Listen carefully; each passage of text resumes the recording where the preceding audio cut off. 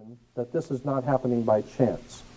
I believe these things are happening purposely, and I think that this government is allowing these things to happen, and in many cases causing them to happen purposely according to a plan. There is something called dialectics, Hegelian dialectics, we can get into later, but the whole idea is to cause people to be frightened. And in order to frighten people, a frightened and fearful people will do things for you. They will submit to you if they're sufficiently frightened. And so the governmental context of what I'm saying is that the government of this country wants people to be frightened. That's why they're continually turning criminals back out into the streets. They go in, they kill 15 people in a McDonald's. They get a $250 fine and a 3 years in jail, which is then when we find out what actually happened, they got 1 year, and the fine was commuted, and so they're back on the streets. They're turning murderers back onto the streets. There is no doubt in my mind that it is not because of loss of space, or they don't have the space for the criminals. They got space for you if you don't pay your taxes. The point is that they do not want. They want as much chaos in society as possible. It's a very simple.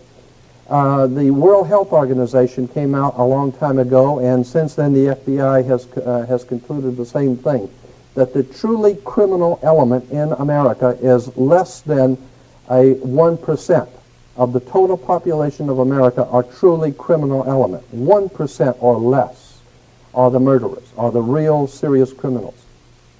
Logic alone would tell you that if you put those people in jail or you put them to death, you don't have any more serious crime.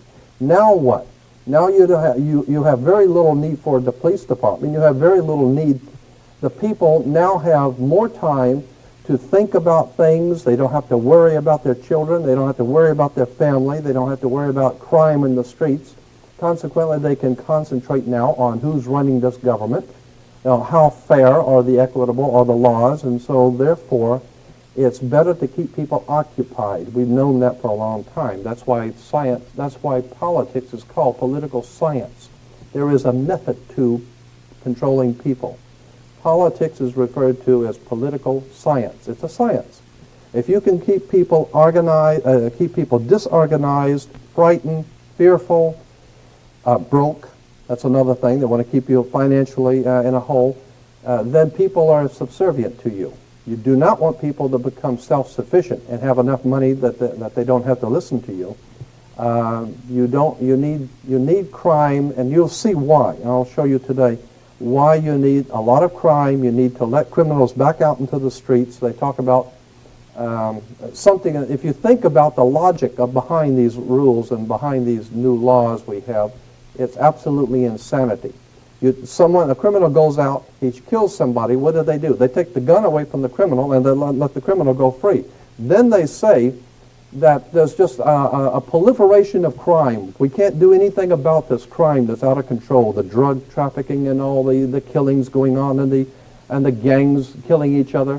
But the point is that if you don't pay your income tax, or if you do something that's against the government, in the system of things, if you get out of the line, they will find you. The IRS will find you if you don't pay your income tax. You can go into the Amazon jungles, and they will come down there looking for you. And if they have to spend $7 million, they're going to find you, and they're going to bring you back here and make an example out of you. So if they have the power, this is the most powerful military nation on the face of the earth, ever devised by men. This nation is the most powerful military combine on earth. It has always been. And if you think about the time back in, 50 years ago in 1940, when the United States was a very infantile country, it didn't have all of the high technology it has today, and just within a couple of short years, it got its stuff together and was able to meet Adolf Hitler on the field of battle throughout the world, and was able to do a battle with the whole Nazi empire. But they can't do anything about the drugs in Pacoima. The problem is that they have total control over everything. So anytime you see things going on, just understand that the powers that be in this government want it that way. Franklin Roosevelt, probably most of you don't remember who he was. He was one of the presidents. Franklin Roosevelt made a statement publicly that I think is very important. He said that anytime you see anything happen in politics, you better understand it was planned that way. So anything that's going on in this country that you see that sounds crazy and lunacy, it's crazy and lunacy to you. But to those guys who are doing it, they know what they're doing. There is a method to the madness. I want to show you, and I think it'd be better if I just go on and begin with the slides, because I have so many of them, and I'll just stop and comment as we're going. Are we going to be able to... Well, I don't know. Let's see. Is that okay? Yeah, okay. On the dollar bill, you'll see on the back of the dollar bill, you'll see the symbol on the left-hand side of the bill, which is annuit coeptus, which means our enterprise is now a success, or our enterprise is crowned with success. Annuit coeptus. So you're saying, fine, so you have an enterprise and it's now crowned with success. What enterprise are you talking about? Novus ordo seclorum. Novus is novus, meaning new. Ordo is order, and seclorum is where we get the word secular, meaning the world. So it's new order of the world, the new world order. George Bush's new world order is now a success. But the problem is this was put on the dollar bill back in 1934. 1934 is when the Federal Reserve actually finally took total control of the United States monetary system, and that's when they said it is now a success, because this is a symbol. This is an emblem of a secret society of Freemasons called the Illuminati, the German Bavarian Illuminati. They were a secret society founded in the south of Germany. They were called the Illuminati, the illuminated ones, the enlightened ones. They they connected themselves to another group of Freemasons in France, in the south of France, referred to as the Pierre de Sion, French Grand Orient Temple Masons. And so this symbol today, while it's on the back of a $1 bill, it is also incidentally on a document in the British Museum and in the Louvre Museum. Both have some of the original writings of that sect of Freemasons in Germany that are today on display, and on one of the documents it has that exact symbol, annuit coeptus, novus ordo seclorum, and that was in 1774 that the Bavarian Illuminati drew up their plans for what they were going to do in America and how they were going to do it. And that's not anew. That's not just from 1934. That goes all the way back to 1774. 1775, it's a symbol of a secret society. The triangle at the top with the light emanating from around it is Horus, the god of the ancient Egyptians. Of course, this is an Egyptian pyramid. You don't find pyramids in America, you find them in Egypt. And that pyramid is the symbol of the eye, was in the Egyptian religion Horus, which was the newborn sun. Every morning when the sun came up, his name was Horus. That was the solar divinity in Egypt. Horus was God's son, the light of the world, who is risen. He is our risen Savior, our risen. And so Horus was referred to as God's son, and that's why the light is emanating from around, because it's the sun. The sun is a round eyeball of God, the ancient Egyptians believed. The pupil of God was the sun, and he's watching you. And therefore, the sun was very bright. And so today we even say someone who is extremely intelligent is brilliant. They're bright. And that's why God is, of course, the most brilliant of all. Therefore, the sun is the most brilliant because it's God's eye. All right, anyway, there are 13 layers on the pyramid. And the 1776 at the bottom is 1776. A lot of people think it's because of the country being founded in 1776. It has nothing to do with that.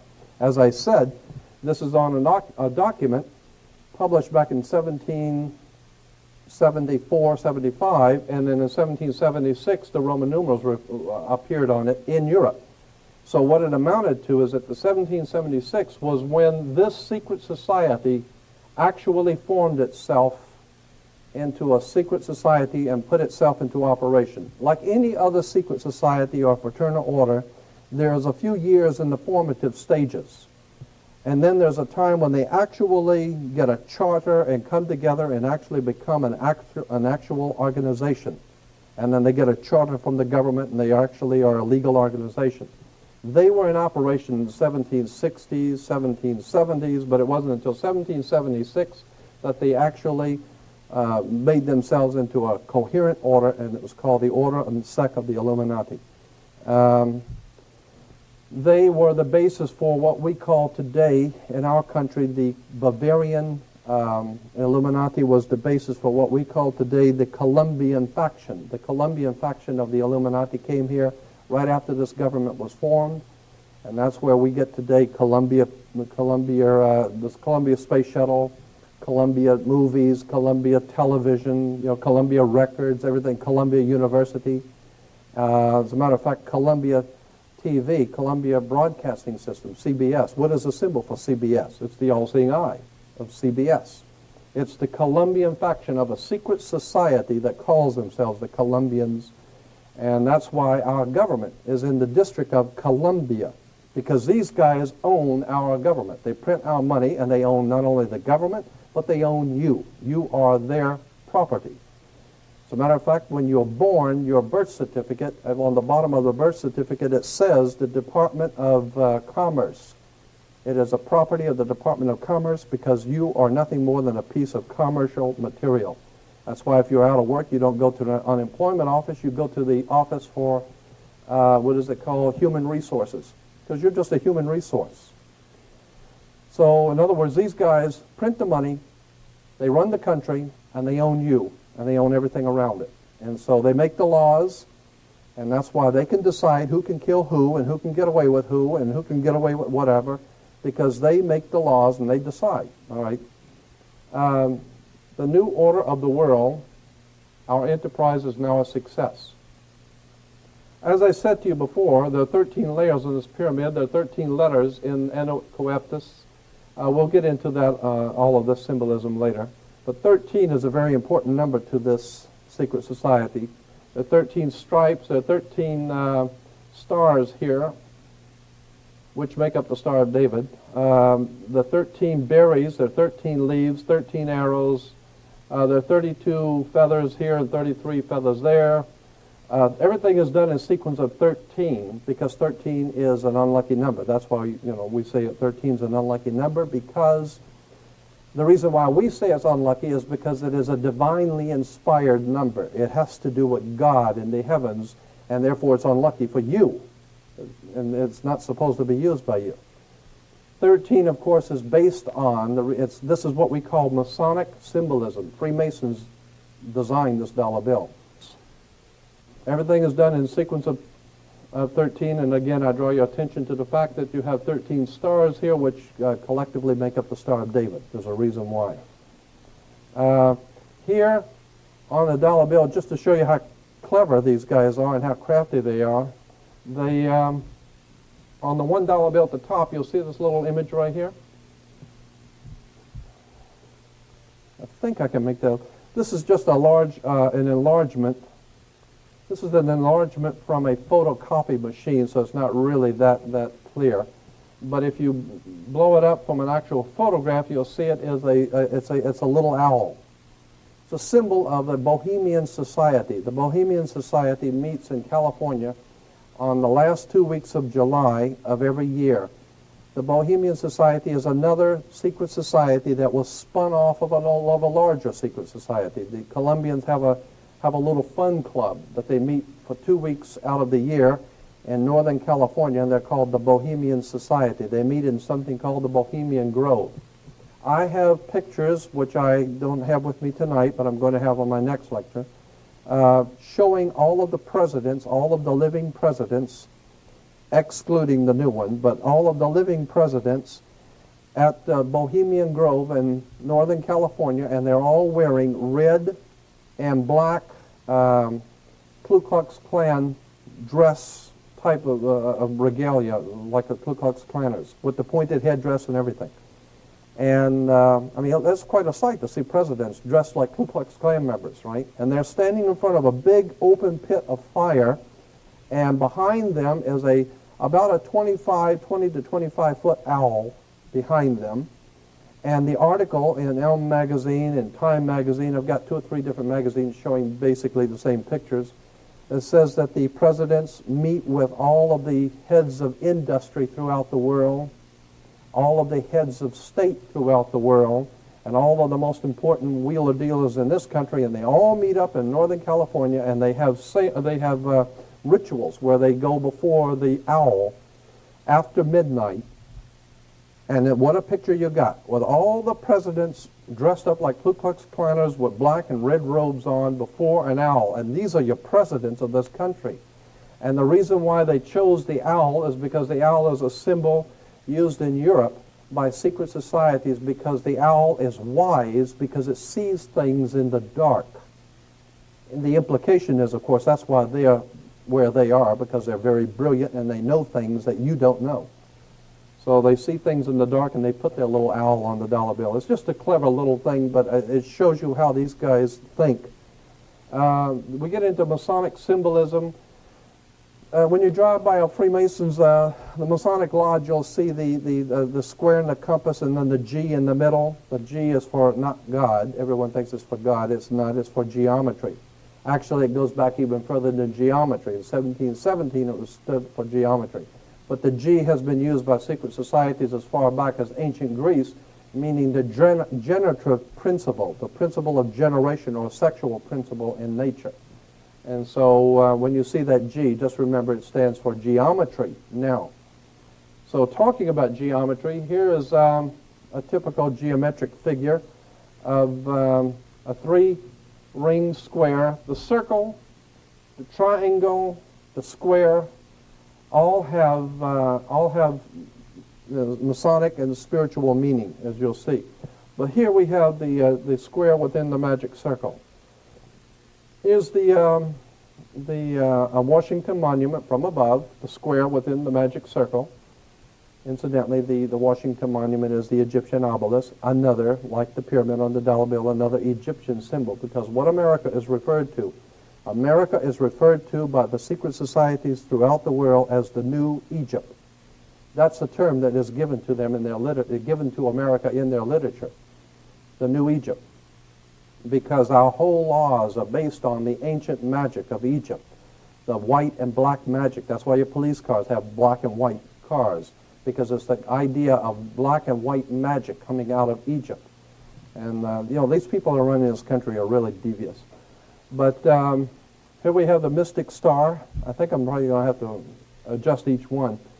Here's the mystic star, to give you an example, is a 7-pointed star that's used in secret societies. You'll see it all over. 7-pointed star. Here's the Masonic Orders of Fraternity. Again, you'll see it.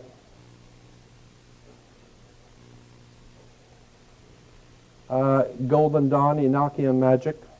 Incidentally, as I said, this whole thing is going to be like a shotgun effect. I'm covering a lot of stuff. But the old symbol of John Wayne in the movies, remember in the old movies when the pilots were taking off on the aircraft carriers, you'd always see the military doing the thumbs up signal, when the planes were getting ready to take off, the thumbs up. Well, that thumbs up signal was developed for America by Aleister Crowley, one of the most master magicians the world's ever known. And he also developed for England, for Churchill, the victory sign, the V for victory. The V for victory is from the Jewish Masonic symbol for benediction and life. You'll see that in a few minutes too.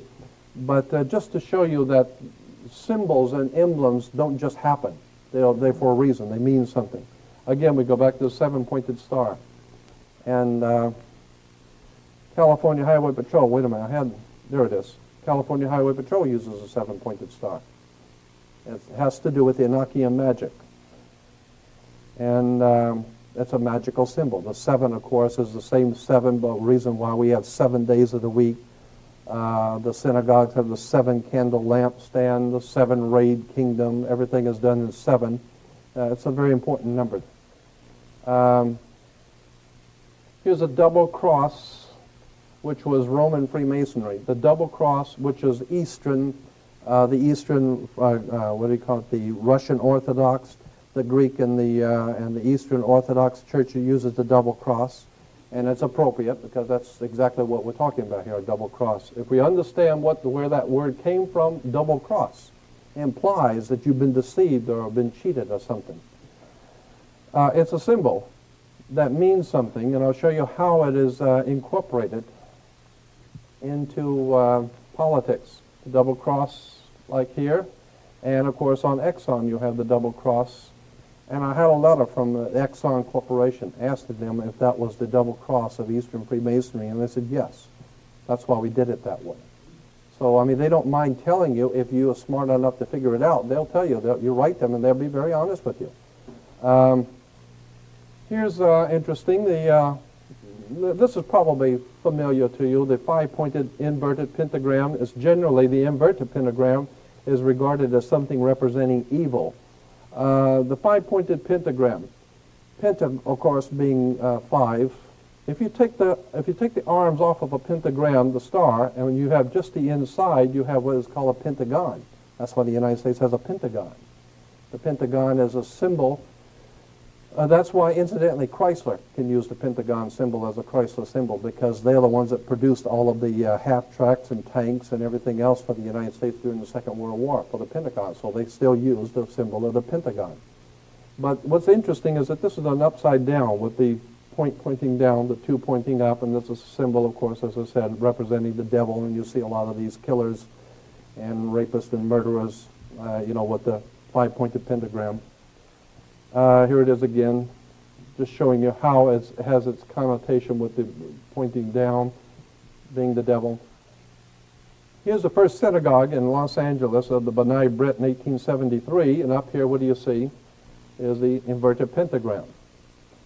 We're talking about this is the first synagogue in Los Angeles, and they're using an inverted pentagram, which everyone knows is associated from the earliest ages in the Middle Ages with devil worship, okay? Here's a seven-rayed kingdom of God, how the seven flames and the seven candles of light. Incidentally, the seven-candle lampstand in the synagogue, the seven candles represent the seven lights of the heavens: Mercury, Venus, Mars, Jupiter, Saturn, the sun, and the moon, the seven ancient gods of the ancient world. So when you see the seven candle, that's a very holy seven-candle lampstand. No, it just represents the seven little lights in the heavens. And each one of those lights represented a god. Each one of those gods represented a day. So therefore, we have 7 days of the week to honor the seven-candle lampstand of the seven ancient gods of the world. It's all very metaphysical. It's all very strange, and it's all very well put together. If you understand how it works. Here's the shell oil. To give you an idea, well, let me back it up. I moved too quick on that. Here's the Panorama Mall, has an emblem, a symbol, and I put the shell symbol next to it so you can see what we're talking about here in shell is the sun rising between two triangles. The sun rising between, that's a sunrise, it's not a shell. Just like the Toyota, you see the sun rising, and I wrote a letter to the Shell Oil Corporation, and I sent them pictures like this, and I had some extensive research material I sent with them and said, is this true? Is this not, in fact, a shell, but it is a sunrise, which is a symbol of a secret society in Europe, and it is used in this way? And they said, yes. They wrote back and said, yes, it is a secret society symbol. It's been used for the last 100 years. Prince Bernard of the Netherlands was a member of this secret society. And so when you drive by a shell, just remember, it's not a shell, it's a sunrise of a secret society, and I'll get into that, what it means later. And it's just to show you how emblems and symbols all around us, and we don't even know what they mean. Here's another one. The eight-pointed star is two squares superimposed on each other. Get it better. There's a square here, and then a square here, and it's called the double square of Freemasonry. The reason for the double square, the first square means that you play fair and square. You know, when you play baseball down at the town square, and if you, anything which is legitimate and right according to the secret societies is square. You play fair and square. And if you go to jail, they'll give you 3 square meals. It's fair. It's the right thing to do, right? And so the whole idea is square means that everything which is right and legal and just, and everything's squared. So that's why even in court they say, well, your testimony doesn't square with the facts. It's square means things which are right and correct. When you superimpose another square, the implications of the second square, which you will see, means disorder. It's the intertwining of both order and disorder, meaning that you have the power over what is right and correct, and you also have the power over disorder and things which are not right and which are not correct. And so the same people control both chaos and order. Incidentally, that's why you have, well, I better not get into that because that's going to come up in a minute. Here it is again, the double square Freemasonry. The chevron. Chevron oil is actually the double square Freemasonry. See, this is two squares. Oh, wait a minute. This is two squares. What this chevron is, and that's the word chevron. You'll see on the military, the police wear them on their arms, and the military wears the insignias of power. They're called chevrons because they are squares. It's a box. That's a box, and this is a box, and this box is sitting on top of that box. And if you draw a line, for a triangle back here, you'll see it's two square boxes sitting on top of each other. It's referred to as the double square or the chevron of Freemasonry, the double square Freemasonry, okay? And so it implies that the powers that be in this world have both control over revolution, trouble, anarchy, and they have control over good government and over righteous government. So they can do whatever they want. You want to have a good government or bad government, they can do the same. They can do whatever they want because they got the money and they got the power. Here in England, of course, it's more appropriate in England, is the double square Freemasonry in London at the Parliament. It even says the octagonal Central Library in London has the double square Freemasonry. And of course, I think it's appropriate there because they do, in fact, finance and organize and direct all over the world. All kinds of bloodshed and violence all over the world is being organized, directed, and financed by the United States government and the British government together. Britain and America are the reason for the violence and the chaos that we're seeing throughout the world today. In Yugoslavia, it's all been planned. This is all part of something that the United States is doing in the Middle East right now, and Yugoslavia is going to pay for it. Again, we have the double square. All right. Here is the double square Freemasonry worn by the Queen. And this square is, the Masonic square is referred to as the Knights of Malta square. This one is the British square Freemasonry. The Knights of Malta, you'll see it's like four little triangles coming together, but they don't actually have a point in the middle. It's just a round or a nothingness in the middle. You'll see that again in Arco, where the four little points come together, but nothing in the middle. The Knights of Malta is, the square of Knights of Malta is the pyramid from the top, looking down on the pyramid of Egypt without the capstone. That's because, remember, on the dollar bill, the capstone is not connected to the body of the pyramid. So here is flying over the top of the pyramid, looking down on the Great Pyramid, you don't have a point because the chief cornerstone is not on the pyramid. And I just threw this in, I don't know why, but I did. Here's Under Life in Fascism. I wanted to make the point about political symbols. We hear a lot of people talking on radio and television about fascism and how bad the fascists are and fascism this and fascism that. Well, in most cases, fascism or fascists have come to power after the nation has suffered an economic collapse. Are we having problems economically or what? Right? A military defeat, Vietnam, and some other disaster. The fascist party wins mass support by promising to revive the economy and restore national pride. And that's exactly what the government's saying today. They need to restore national pride.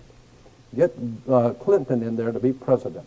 And no one seems to realize Bill Clinton, as a Rhodes Scholar, trained in England and London, England, and Oxford University, bought and paid for by the Rockefeller Foundation, financed and organized his education. He is nothing more than a yes man for the power elites in this country. They want another candidate because he looks good. Personal liberties are severely limited under a fascist government, which is, I'm saying that's what we have here. And the government also controls newspapers, radio, and other means of communication. That's why I'm not on nationwide television, right? And it issues propaganda to promote its policies, and boy, this government does that. Let's see. Oh yeah, wait a minute. This is interesting. A secret police force crushes any resistance. I like the word crush because that's what they do. You get in their way, they come out and beat your brains out, right? So here is a symbol of fascism. I thought I had one. Yeah, here it is. The French fascism. This is the symbol for fascism. A bundle of sticks with a hatchet head. Here is here's another. Incidentally, you'll always see the red shield. In England, the story of Robin Hood. Robin Hood comes from, Robin Hood always in the movie Robin Hood, which Errol Flynn played in, at the very beginning, Errol Flynn is standing behind a red shield. He's standing here, it says Robin Hood.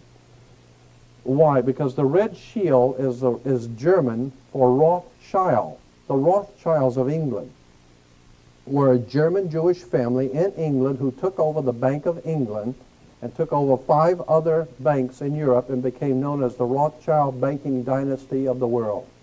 The richest banking dynasty on earth, okay? Rothschild in German. Roth is red and shield is flag or a shield. So Rothschild is red shield. And red shield, everybody in Europe knew that the Rothschilds were the biggest murdering bunch of thieves and thugs the world's ever known. Oh, sure, they're very wealthy and they get banks, but nonetheless, these are just high-class thugs. And so they were called hoods, and that's where we get the word hoods. They went around the world robbing, and that's why they're called Robin Hood. Robin Hood is the hood that was robbing people in the Sherwood Forest, and that's where the home of the Rothschilds was, in the Sherwood Forest, the Robin Hood, with the red shield Rothschild, and one of the symbols was the fasci, this is a symbol for world fascism. And fascist was an authoritarian political movement that developed in Italy, several other European countries in 1919. Its name was derived from the fasces, this thing here, an ancient Roman symbol of authority consisting of a bundle of rods and an axe. That's incidentally why we had Axis powers in the Second World War.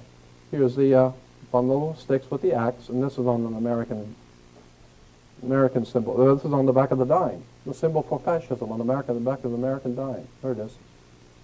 I mean, this is a fascist country. And it says fascism is a dirty, evil government that takes over and controls the people. Well, of course it does. That's what's happening to us. We've been taken over and controlled by fascists.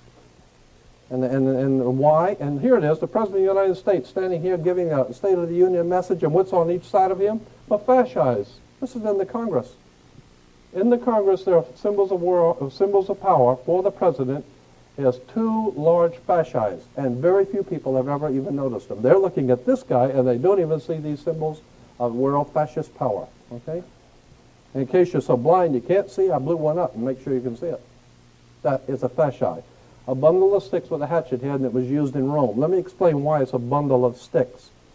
The idea was in the Roman Empire that Rome could not police the world. What Rome needed to do was to collectivize a police force. That's why George Bush keeps talking about it's not just us in the Middle East, not just us in the Middle East, it's a conglomerate, it's a group of us. We merely represent a contingent of a group of nations there. It's not just America. That's the concept of fascism. It's not one stick, it's many sticks joined together with a hatchet head. So one person, one government can't do it, Bush says. What we need is a united nations where we can all unite our sticks together, and now we got power. Now everybody crawls on their knees and kiss the boots because they have a collective consensus of fascist rulers. All these guys get together. That's like the East Side Mafia getting together with the West Side and bring in the New York boys and some of the families out on the West Coast, and let's put this thing together and really rape these people good. And that's what the symbol of fascism means. They now have an axe tied together with a consensus of power. We have a fascist world government right here in America. Here's the United States Senate. 2 fascis on the Senate. I mean, even in playing cards, you got fascised with the king and the jack. That means something. There's a reason why the ace is the highest card in the deck. That's something else. Aces are always higher than the king for a reason. Here's another symbol, a geometric symbol used in Freemasonry by these secret societies. The triangle, the pyramid, within the circle again. And incidentally, the pyramid or the triangle is important because it goes back to the old pyramid of Cheops, which incidentally, I don't know if you know this, but the big pyramid called the Pyramid of Cheops in Egypt has no peak. It has no point. It has no point on it. It's the chief cornerstone of the point never was there. And the circle represents, of course, the sun. This is the sun, always the circle.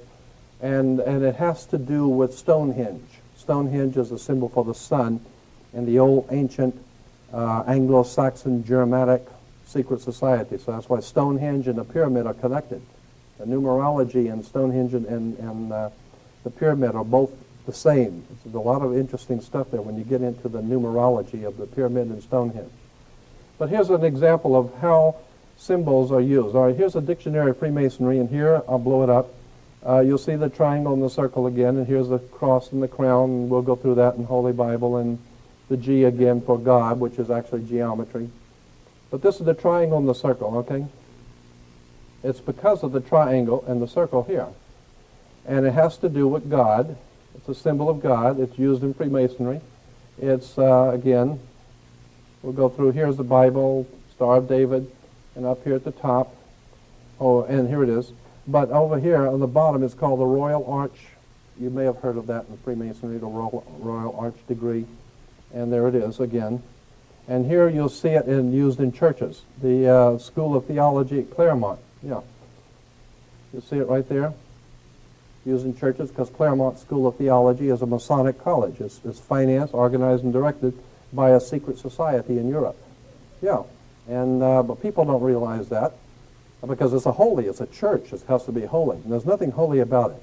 This is a very powerful secret societies operating throughout the world behind our government and behind governments throughout the world, and they have tied themselves in and set up what they call a religious establishment. And a religious establishment is nothing more than a front man for a very powerful secret societies operating in the world. So they may look holy, but you better do your homework. There's more to religion than meets the eye. Here's the King and Queen of England with the triangle and the circle above them. And incidentally, this is a whole different subject of the British royalty. The reason why we call them the royal family comes from Egypt. Osiris, Isis, and Horus were the original trinity in Egypt that was referred to in Egypt as the Holy Family, the royal family. That's where they get the royal family, because of the triangle, the pyramid of Egypt, with God's son, Horus, rising. And so there's nothing holy about these people at all, okay? And when the King of England, interesting, when the King of England becomes king, the Archbishop of Canterbury, like we have our religious, I don't even know who it is, but when the King of England is crowned king, listen to what the Archbishop of Canterbury has the king say in his inauguration ceremony. Prince Charles, if he becomes king, incidentally he won't, but if he did become king, would say upon taking the throne, the Archbishop says, "You are now being crowned King of England for Jesus Christ. You are sitting on the throne of David for Jehovah, the God of the Old Testament. You are, in fact, Messiah waiting for, or Shiloh, who is waiting for the Messiah to come back. So you are going to rule God's kingdom until Jesus Christ comes back." That's what the king is told in his initiation rites. The King of England sits on the throne of the God of the Old Testament for Jesus Christ. He represents God's kingdom. And of course we understand that God's kingdom is going to unite the world in some wonderful paradise condition, and therefore the England is referred to as the United Kingdom. So this is it gets very, very interesting when you see where royalty comes from. They actually believe that God put them there. They're a holy family. But the whole thing is based on Egypt, pyramids, triangles. To give you an idea, El Salvador has the triangle, and they have the circle and triangle. Incidentally, let me go back here. There's a little thing, I'm going to have to get into that on my next one because I don't have any slides to really show you, but there's something called a Phrygian cap of liberty. It's a cap that the old French Illuminati Freemasons wore when they overthrew the French monarchy and the French Revolution. You'll read about in school the French Revolution, those guys who actually overthrew the French government and the French Revolution, they all wore a little cap. It was like a stocking cap, a red stocking cap. And that was a symbol of something called the Phrygian cap of liberty. It goes back to the ancient Roman societies in ancient Rome. And I'm not going to get into it because it's a very interesting subject on this Phrygian cap of liberty, and you'll see it many times and what it means. But the point I'm making here is that the triangle is within the circle even in Nicaragua. And, wait a minute, I'm missing something here. Nicaragua and El Salvador, right. And those are the two countries we've had a lot of trouble with in war down in Central America because of this symbol here. That's what is causing the war, is a symbol in the middle. It's called the Phrygian or Phrygian cap of liberty. Just shows you how the triangle and the circle is used. Here's another symbol of Freemasonry. On the Bible, you'll see the cross and the crown. The cross and the crown, of course, is the cross of Jesus within the crown of salvation or whatever. But if you go back to Freemasonry again, you'll see the cross and the crown. The cross and the crown is actually on a chart of Freemasonry, the Scottish and York Rite. We have two rites of Freemasonry in America. The two most important ones are the Scottish and York Rite. The York Rite comes from England, York, England. And when the York Rite came from England, and again I'm saying that this is like a shotgun effect. I'm just making you aware of some interesting little connections. We can get into all of this later. But the York Rite comes out of York, England, and the Duke of York. Prince Andrew is the Duke of York. The Duke of York, the York Rite Freemasons come to America. When America was founded, the first thing they did when the Columbians came over, the York Rite Freemasons came over. And they set up what they call New York. And New York is the Empire State. That's why we have an Empire State Building. New York is the Empire State because it's the new state of the empire, of the New World. It's the New World's Empire State. And the Empire Strikes Back. We get into George Lucas, Steven Spielberg with their Empire Strikes Back and all of that kind of stuff. Because there's symbolism in these Indiana Jones and all that, Star Wars stuff. But anyway, here's a Scottish Rite. They have 33 degrees. That's the reason why you have degrees of Freemasonry. See, the first, second, and third degree. At the third degree, that's why, incidentally, when you're in court or the cops pick you up, they give you the third degree. Right? Reason because the police department is a Masonic order. They wear the Masonic symbols of power on their arm. Incidentally, that's why they call the armed forces, because they use their arm to beat your brains out. And here's the 3 layers of Freemasonry, first, second, and third degree. They're giving you the third degree. Then once you become a third degree Mason, you can either go into the Scottish Rite or you can go into the York Rite. The Scottish Rite is referred to as the Egyptian Rite. Everything that they teach and believe is based on Egypt. Or you go into the York Rite, and everything they teach and believe is based on the old York order, which is supposedly called Christian. Right? So at here again, you have the Royal Arch Masons. Royal Arch is very important with the triangle and the circle, and there's the Knights Templar emblem again with the cross and the crown. The Order of the Red Cross is one of them, and here's the Order of Malta. When you're giving money to the Red Cross, just remember where it's going. It's going to a Masonic order. And that's why, incidentally, Red Cross can go behind enemy lines during wartime and negotiate for prisoners. Why can they go behind enemy lines and you can't? Because they're part of the war. They are part of the establishment. They operate on both sides. So we got Royal Arch Masons with the triangle representing the pyramid within the sun. We got the Red Cross, the Order of Malta, and that's why Bush went to the island of Malta. They have this summit, and the summit is the top of a mountain, and the pyramid is the old mountain of God. And here's the York Rite with the Order of Knights Templar again. Now I'm just showing you this so that,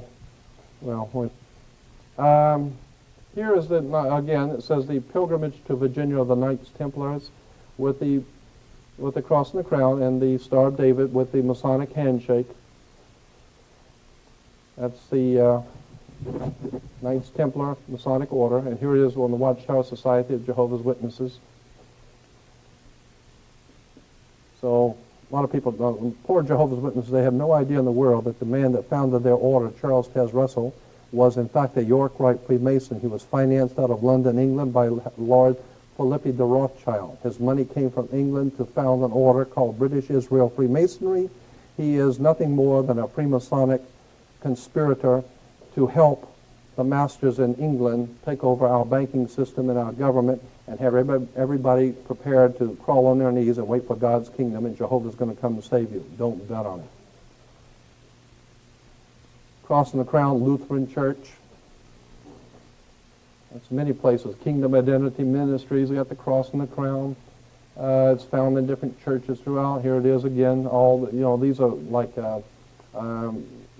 what am I trying to say? A catalog for religious symbols. And here's a grinning Cheshire cat with his and he's got the cross and the crown. So when you go to churches and you see this cross and the crown, just know there ain't nothing holy about it. It don't represent nothing holy. It represents a very powerful secret society. Same people who are printing your money are directing the churches. Freemasonic orders. Here's Christian Science, cross and the crown. Mary Baker Eddy's husband was a Freemason in Germany. He was connected to the cross and the crown of the York Rite. You find it everywhere. And I'm just making a point, and the point I'm making here is that so many things that we see in churches we think are religious, we haven't got the faintest idea where these churches came from and what they mean. Here it is on church rings, commitment to Christ, and what they have, Masonic symbols on the... Anyway, here's right here in Pasadena, the Methodist Hospital right over here, we're walking distance. Methodist Hospital, Southern California, Masonic emblems from Europe with the cross and the crown. And they're called, incidentally, this is interesting, those Freemasons who are operating out of hospitals are referred to as Knights Hospitallers. They are the Knights Hospitallers. They are the ones that have control over the health in America. The American Medical Association, the American Health Associations, all hospitals come under the Knights Templars, or what they call the Knights Hospitallers. So when you hear all this crying and complaining on the news by the politicians talking about the absolutely prohibitive cost of medical care, what they're saying is our brothers in the Knights of Hospital, the Knights Hospitallers, need some more money. So they're jacking up everything. We're being had. We're being had by some very powerful secret societies that control our very life. Everything we see, everything we hear, our food is dominated by them. They're putting chemicals in our food. They're killing our people. They're beating people up in the street. They don't really care. These are fascists. They don't care a thing about you or anybody else. They have only one thing in mind, and that is the direct control over the human race. It's called the New World Order. Here's a community Bible church over in Van Nuys, off of Van Nuys Boulevard. Incidentally, you'll see pyramids all over it and triangles. And here's the front. And inside, you can't see it too well. I got to do a better picture of that. But anyway, it's the cross and the crown. Santa Anita Apostolic Church, cross and the crown. It's right here on the Santa Anita Boulevard. Here's another one. This is over here on Colorado Boulevard in Pasadena. It's I think it's a Presbyterian church or a Methodist, I'm not sure. Inside, here it is again. And so when people see all of this, it looks very holy. What you don't understand is that this comes from the Middle Ages. These are symbols out of the Middle Ages of secret societies of Freemasons. These are Freemasonic emblems, the colors. There's a reason for the blue. There's a reason for colors. There's a reason for the symbols. It hadn't got a thing to do with the Lord. It hadn't got anything to do with anything that's holy. These symbols come out of the Middle Ages, out of Germany and France and Spain and England. And as they move into our country and taking over our land and subverting us into slaves, they give us all of these symbols and emblems with their Masonic order of Knights Templars. And they think they have pulled it off. But like Lincoln said, you can fool some of the people some of the time and most of the people all the time, but you can't fool everybody all the time. They haven't fooled me. I've been on this for 35 years. I got associated with this through my mother's uncle when I was a little kid. He worked at the Vatican Secretary of State's office as a civilian. And every 3 or 4 years he'd come home and talk about all of this stuff. So I grew up listening to this. And here is a sovereign grand commander's flag for world Freemasonry. Okay? And on the supreme flag, which is, of course, they accepted all over the world. Incidentally, if you go into a court today, when you go into a court, if you see an American flag in any court, state or federal court, if it has a gold fringe around the flag, do you know what that means? There's a very good reason why certain flags have a gold fringe. In other courts, the flag does not have a gold fringe. According to international maritime admiralty law, when a government is at war, it must fly its flag with a gold fringe to show sovereignty in a point of war, in a time of war. It's called martial law. In a time of war, flags have gold trim, which means before we were this country and we were happy. We're at war. You see that gold? That means sovereignty. We are at war. Gold fringe means martial law. So when you go into a courtroom to pay your fines or a ticket or anything and you see the American flag with a gold fringe, that means this is a military court. This is martial law. And they have the right to beat your brains out with a stick if they want to. This is not a civil court. It is martial law court under military control. And the judges know that. And most people don't understand that. But anyway, on this world symbol for Freemasonry flag, you'll see the snake biting its tail. That has to do with something occult. But the words ordo ab chao, you'll see it, ordo ab chao. You'll see it in Masonic literature, the double-headed eagle. Incidentally, you've probably seen the double-headed eagle many times. The double-headed eagle in Freemasonry means the Masonic order is symbolized by the eagle. Incidentally, we have an eagle as our symbol in America. But the double-headed eagle means that it is a Masonic order that has jurisdiction, like the eagle of America has jurisdiction over us. The double-headed eagle implies, according to Masonic literature and all their reference work, implies that the Masonic order has jurisdiction over the Eastern world and over the Western world, over the East and West. So in Russia and China and all those bad, evil people over there, as opposed to Western Europe and America and England and the West, it's still the same game. Ordo ab chao, in Latin, order out of chaos. So what we're talking about here is these people are causing, financing, organizing, and directing chaos. And for what purpose? To bring about a new order.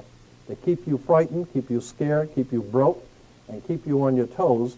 And while they're keeping this chaos going, they are instituting a new order, and you didn't even know it. In other words, it was bad enough as it was. Now it's really going to get bad. So, ordo ab chao again, you see it everywhere. Incidentally, you'll always, when you see Masonic orders, you drive by and you see in front of Masonic lodges, you'll always see the double-headed eagle perched on a sword, always on a sword. Because they said real power comes from the sword. And that's the way you create chaos, is with the sword, with violence. And out of that violence, ordo ab chao, order out of chaos. That's why they had television shows, comedy shows, a few years ago on television. One was Get Smart. While they tell you, anytime somebody's telling you get smart means that you're implying you're an idiot. Get smart, wake up. Get smart. What were the two sides in Get Smart? One was chaos, and the other was control. Right? Get smart, wake up. This is what's going on here. It's a scam. So when you see that everything, all this rioting and all this killing and the gangs killing, that's all being planned. This government is planning gang warfare. They want the gangs to kill each other. That's part of the strategy. It's incredible. Ordo ab chaos. Anyway, order from chaos to control. Here's a California legislature, 1953, Senate Investigating Committee, published by the state of California. Okay, and it says, so-called modern communism is apparently the same hypocritical and deadly world conspiracy to destroy civilization that was founded by the secret order of the Illuminati in Bavaria, 1776, May 1st. The World Revolution conspiracy appears to have been so well organized and to be ever continuing and ever on the alert to take advantage of every opportunity presenting itself so that the conspirators could create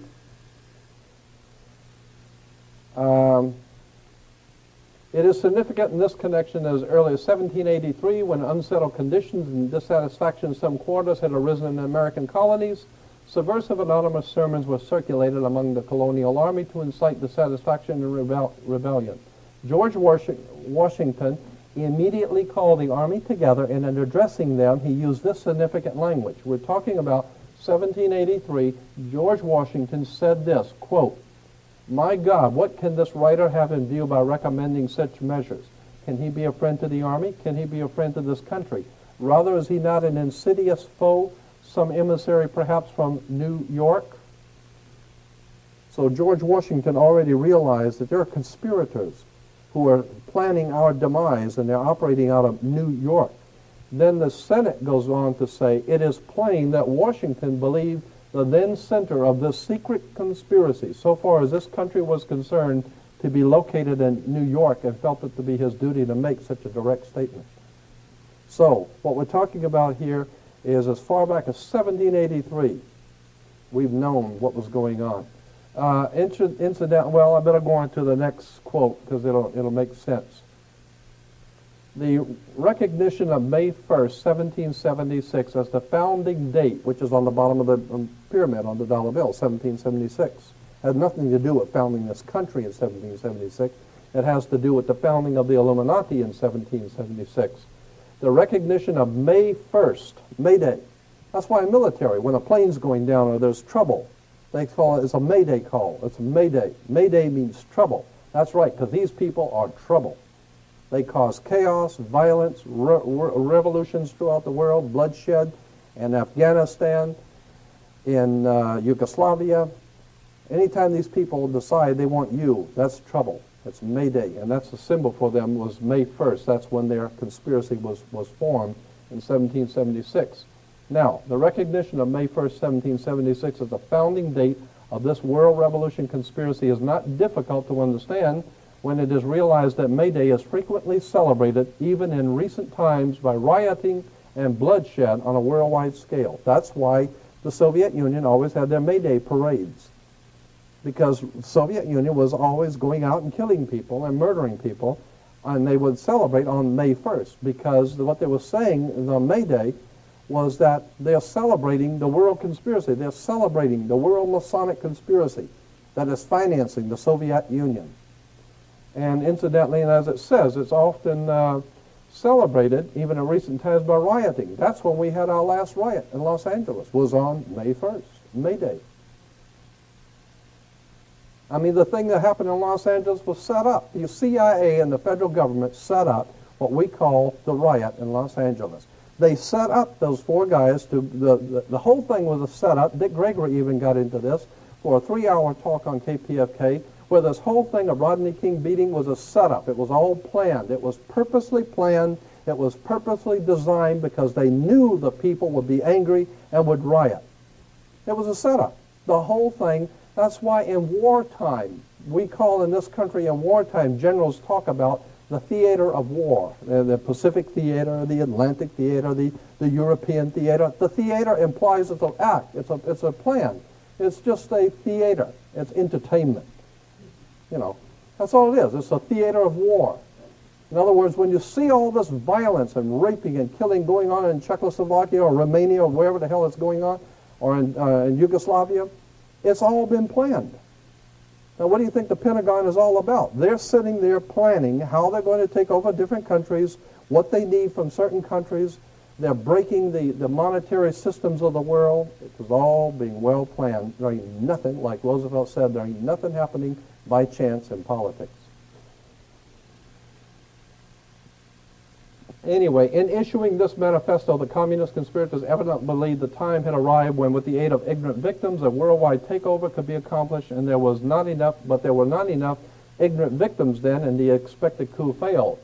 The conspirators thereupon conceived a plan for the future of supplementing the long-established secret conspiracy in existence since May 1st, 1776, with an unremittent public campaign for victims among the ignorant of all nations, and in an attempt to hide from view the underlying hypocritical conspiracies existing since May 1st, 1776, it was decided that in such public campaign the manifesto of 1848 should be heralded as the founding date for communism, and Karl Marx falsely proclaimed as its author.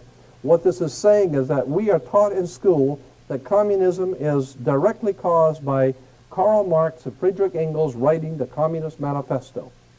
In 1848, Communist Manifesto was written by Karl Marx. No such a thing. History tells you that it was written, the Communist Manifesto was written in 1776 in Europe by an order of Freemasonry called the Illuminati. And it wasn't until 1848 that they decided, well, we better tell everybody that somebody else did it. So we'll say Karl Marx came up with it in 1848. No way. What we call communism is nothing more than a plan by the banking elements in England and America to divide the world between two divisions, to divide the world between the East and the West, so that you can have war. You've got to have war, chaos, before you can bring control. That's why the United States financed Adolf Hitler. The United States financed the Soviet Union. Soviet Union is called the Soviet Union, not because it's a union of states, it's because it was a unionized under International Labor Organization, the ILO, which was originally called the IWW, the International Workers of the World, which because they wanted to unionize all labor. Painters Union, the Carpenters Union, the Soviet Union, it's unionizing labor. And once you can unionize labor, get control over monetary and labor systems, now you can have them war with each other, and you've got control over them. These people are very, very smart. They've got this stuff together. And here's George Washington's, the writings of George Washington from the U.S. government printing office, from original manuscripts. Here George Washington says, I have heard much of the nefarious and dangerous plan and doctrines of the Illuminati. It was not my intention to doubt that the doctrines of the Illuminati and the principles of Jacobinism had not spread in the United States, see, on the Masons and the Illuminati. In the United States, on the contrary, no one is more truly satisfied of this fact than I am. So he's saying, you don't have to tell me about the Illuminati and what they're doing in New York. I already know. Here is interesting, though. On the Masons and the Illuminati, George Washington writing said, individual Freemasons of them, in other words, he's saying in this letter to the man who wrote it, I don't believe all Freemasons in the whole world are evil. I don't think all Freemasons in the whole world are bad. But I know what you're talking about when you say that there is a secret conspiracy operating out of New York and in America and throughout the world. Nobody is more truly convinced of that than I am. Of course, there's a lot of ignorant people in Freemasonry that don't know any of this. But that individuals of them may have done it. I'm going to paraphrase this because it's an old English. Washington is saying, the idea I meant to convey was that I did not believe that the lodges of Freemasons in this country had, as societies, endeavored to propagate the diabolical tenets of the first, the Illuminati, or the principles, the pernicious principles of the latter, the Jacobins, if they are susceptible to separation. But that there are individuals in the Freemasonic order who may have done this, or that the founder or instruments employed to found the democratic societies of the United States, later to become known as the Democratic Party, the founder or the instruments employed to found the Democratic Party in the United States may have had these objects in mind and actually had the separation of the people from their government in view is too evident to be questioned. What he's saying is that the Democratic Party was founded by a secret society of Freemasons that have one thing that they wanted to do, and that is divide the people from their government. Because before, under a Republican form of government, the people had total control because they were sovereigns. Under a Democratic system, when you elect a Democrat, they were already had the idea of separating the people from their government. You just elect some airhead here and send him to Washington. But what you don't know is that this person is not even allowed to run for office unless he is one of them. He's not even allowed to run for Senate or for the state or for any position without being a part of this thing. So if you want to run for office, you just go out and try and see how well you can run for office without being a part of the Illuminati or the Freemasonic order of things. If you don't belong to the right club, Jack, you ain't going nowhere, period. Here's a congressional report from the congressional hearings on steps toward British Union, again, Union, steps toward British Union, a world state in international strife. I'll run that back by you again. British Union, a world state. What are you talking about, a world state? You're talking about a one world order, a world state, an international war. And on page 13, this is a very interesting document, 28 pages long. But on page 13 it says, let me call your attention to the fact that on the reverse of the Great Seal of the U.S., which appears on dollar bills, you will find the exact symbol of the British Israel World Federation movement. This symbol is also carried on literature of other organizations promoting a world government and a world religion. At the bottom of the circle surrounding the pyramid, you'll find the words Novus Ordo Seclorum. It is the new order that was advocated by Clinton Roosevelt several hundred years ago. So this is a symbol of a thing called the British Israel World Federation. It is a connection between England and America and the Masonic orders of both and how they put this thing together. That's why, I guess, again, we say that England is God's kingdom, the United Kingdom. And as a matter of fact, there's a very big difference. A lot of people don't know this. There's a very big difference between being an English and British. British comes from a Hebrew word. Brit in Hebrew means a contract or a covenant. And ish in Hebrew means man. Therefore, British means the covenant man, man of the covenant. What covenant? It's the new covenant, God's covenant for a kingdom through Christianity, through God's kingdom, the United Kingdom, the British.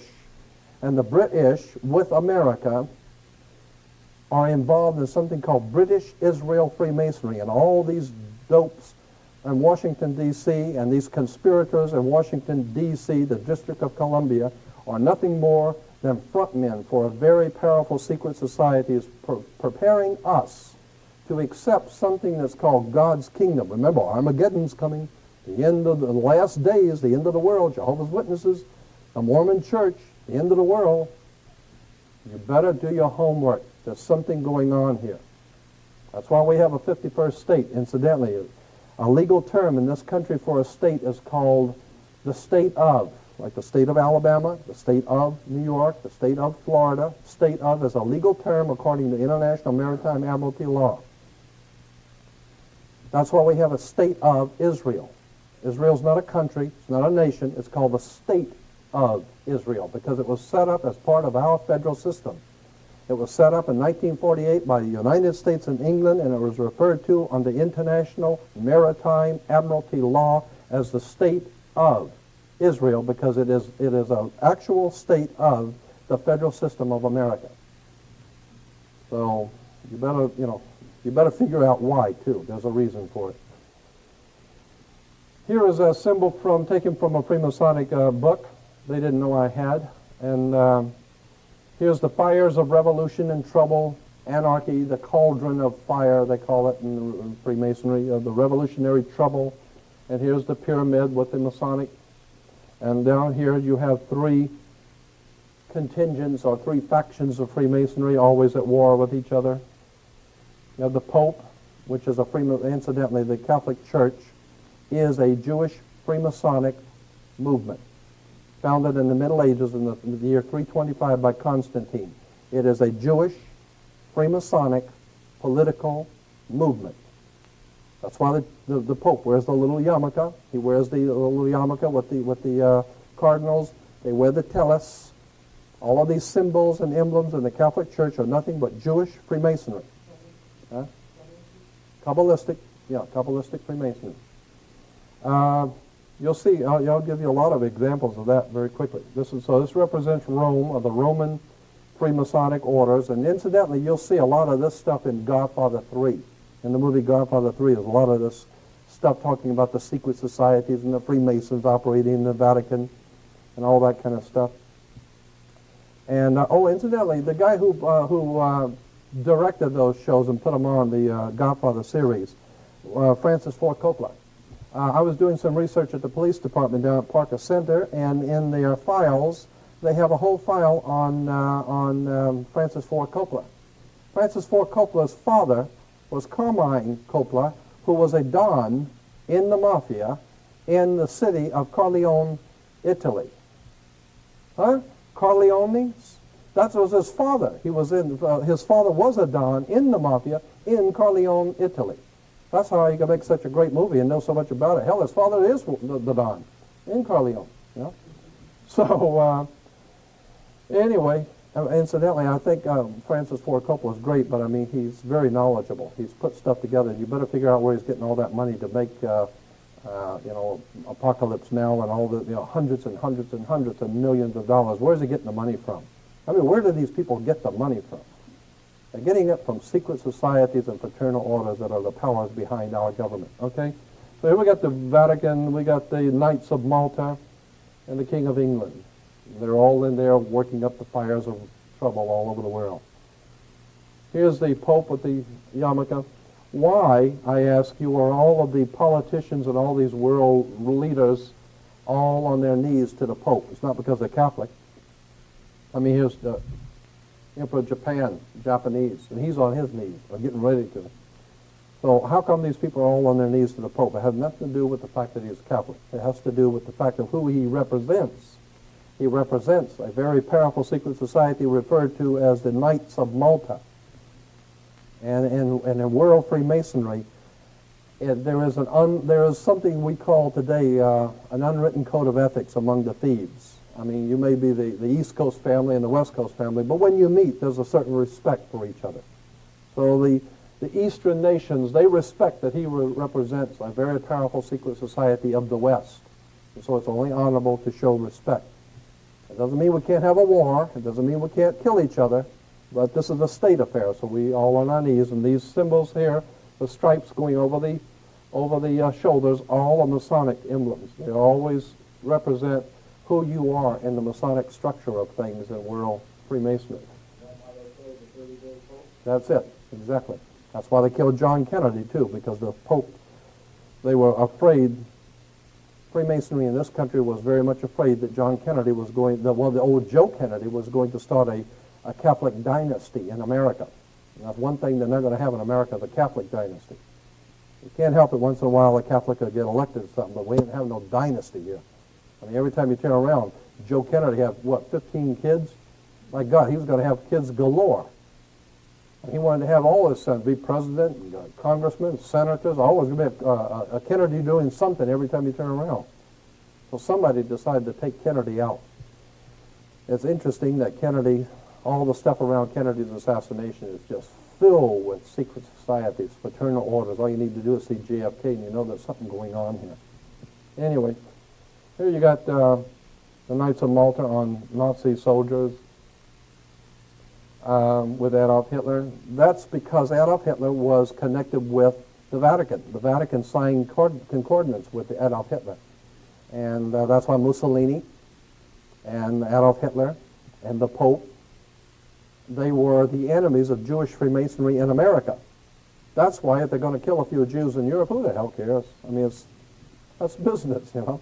That's why Hitler was killing Jews, is because the Vatican was an opposing branch of Freemasonry, which was a Gentile Roman branch of Freemasonry, which is why Rome, Mussolini of Italy, joined together with Adolf Hitler because they were trying to reestablish what is called an Aryan system of laws and science in the world as opposed to the New World Order in America. But when you see all these things happening on a world scale, they're not just happening. There's reasons for all of this stuff. You know, here's Nazi officials. They look like some of the people who run this country. They're just like it, too. And they look about, yeah, don't they? Don't they look like governors and senators and whatever? And so here's an emblem right here. This is the Knights of Malta. They all wear the Knights of Malta symbol, Masonic Order of Malta, Roman Freemasonry. But then down here is this is the Military Order of Malta. Incidentally, when you see the round circle with the swastika was the old Aryan Hindu symbol for the sun, like the Egyptians had Horus. Well, the ancient Aryans of India had the swastika for the sun. Incidentally, the swastika for the sun for the Aryans and the Buddhists, the broken legs went the opposite way. Hitler inverted them and went the opposite way. The Aryans had it going clockwise, which meant something spiritually in the esoteric. Hitler broke the legs and made it go backwards, which meant it's going back to the east instead of going to the west. So he was reestablishing the old Aryan Empire on the ancient Eastern occultism. All of this has to do with secret societies and subversive movements. But anyway, this Knights of Malta religious emblem here on this one is interesting because when you enlarge it, I think I need to, that's pretty good. You'll see that it is the same one as the other one we showed on the before, Knights of Malta, but you'll see it's two circles. There's an outside circle and an inside circle, all right? Here it is again. Outside circle and inside circle, okay? Knights of Malta, religious Knights of Malta cross. And there it is again. But where is this at? It's in Pasadena. First Congregational Church in Pasadena.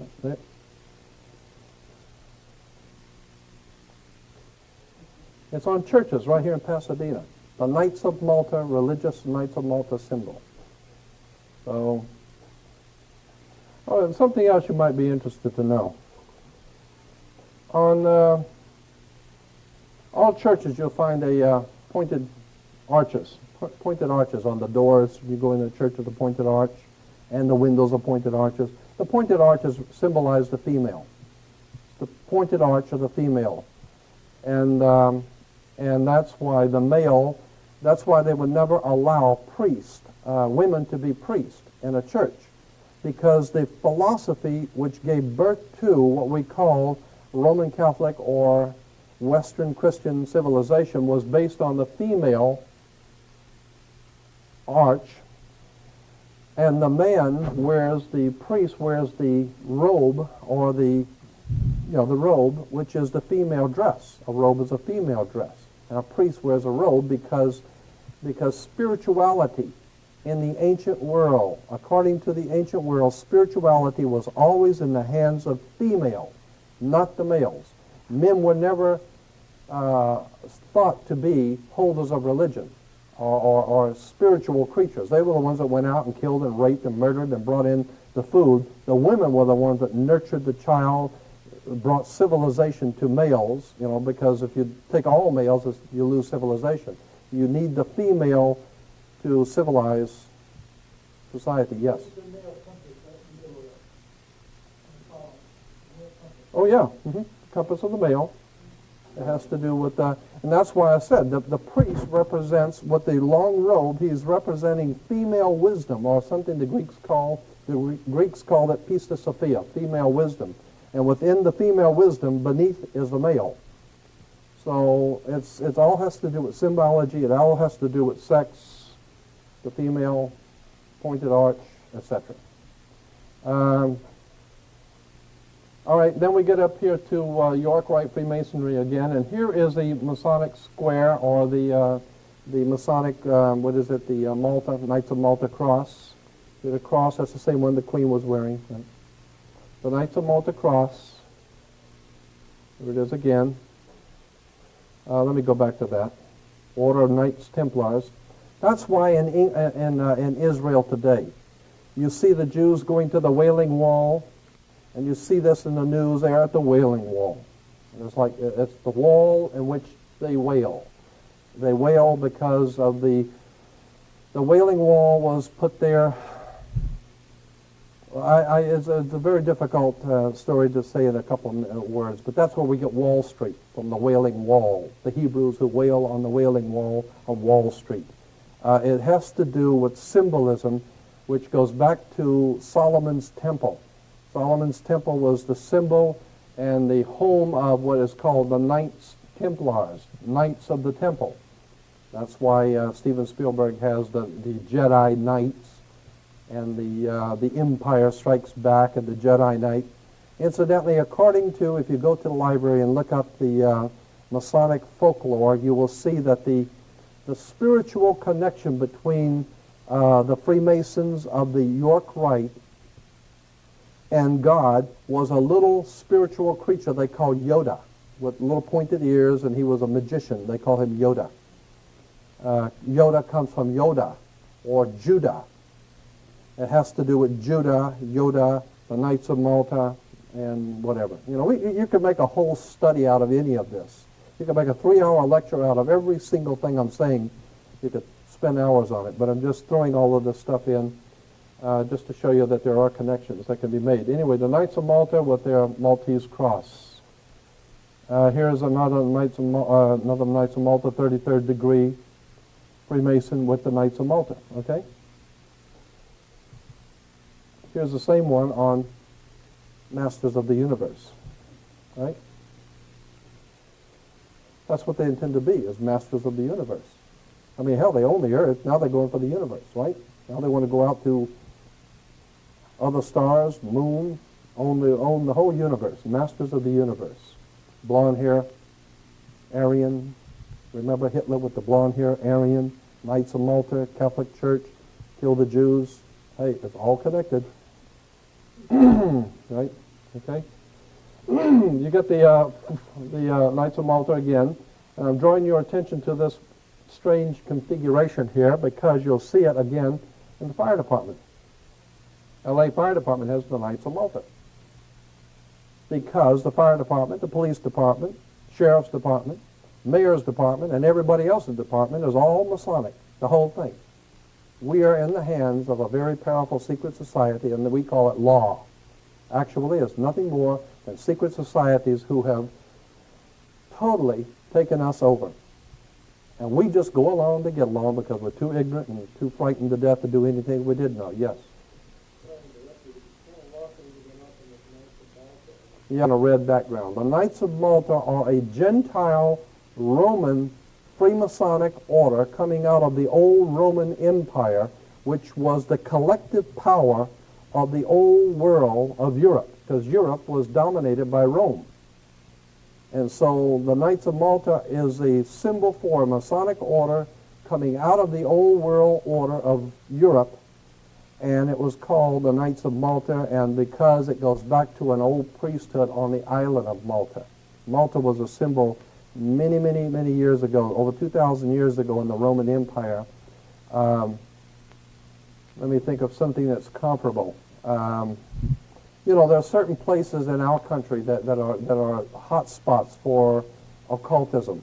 And in the Roman Empire, Malta, the island of Malta, was a place where you go there, and those people are really off the wall out there. They got strange stuff going on there, occults and all that kind of stuff. So Malta was always a symbol for occultism in the ancient world. And so the Romans had what they called the Knights of Malta, the knights who operate. Yes? No, the Illuminati, all right.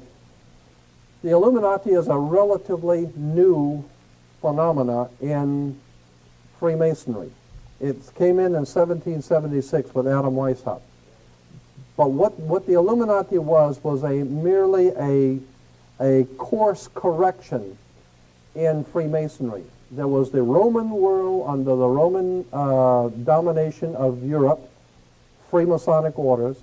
There was the coming out of Spain, France, the coming of what is called York Rite or Scottish Rite Freemasonry, England, Spain, France, coming into America to found a new world order, but above them, above the two orders, which is the eagle with the double head, implying that both sides, both the old world order and the new world order, are being dominated by a third one. And that's what Ian Fleming in his James Bond novels was talking about, that there's a third power over the two, and it's controlling both.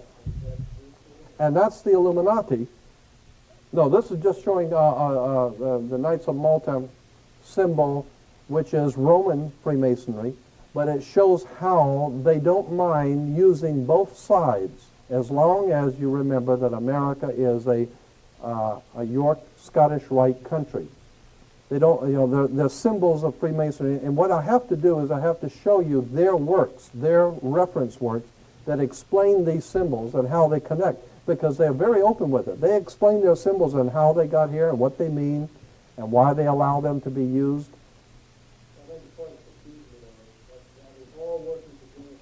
Yes. No, they're all working together for the same goal. The same goal is to create chaos, to have Adolf Hitler fight the United States, have Russia fight America, have China fight. All of this stuff is being orchestrated from a higher Masonic order. Well, that's the thing that there's been a lot of conjecture on. There's been a lot of books written about that. Ian Fleming wrote his James Bond novels. He called it Spectre. Remember, somebody, the secret, petting the cat, and he's putting the West against the East all the time. And Ian Fleming, when he was interviewed on David Frost's show, they asked him, who is this specter, this third power group that's always getting the East and the West at war? And he said, England and America and the Western world are aware that there is a third power in the world that pits the two together. And that is operating, he said, out of Switzerland. That's what I think is why Switzerland is a neutral country, because that's where the big boys live. And you don't mess with, yes, the World Bank. As a matter of fact, in Switzerland, there's a large building in one of the cities of Switzerland, and I had a big color picture of it. I don't have it on slides now. There's a large building in a big downtown city in Switzerland, and it's a round, perfectly round building, enormous in size, look like maybe 2 or 3 blocks, round circle, and it's divided into equal three, into an equal triangle. And 1/3 is it says in the article, 1/3 of the building, and then when you fly over it, you can see it. It's like the peace symbol. That's why the peace symbol was the Y within the circle, okay? It was called in runic, in the old German runic, it was called the peace symbol. Anyway, the 1/3 of that building in Switzerland is the world headquarters for the United Nations. 1/3 of the other third is the World Bank, the International Monetary Fund, and the other third is the world headquarters for Freemasons, the Masonic World Congress.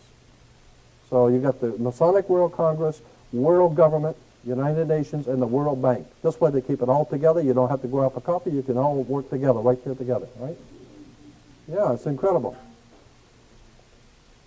Here again, I show you the Pope with the Jewish yarmulke.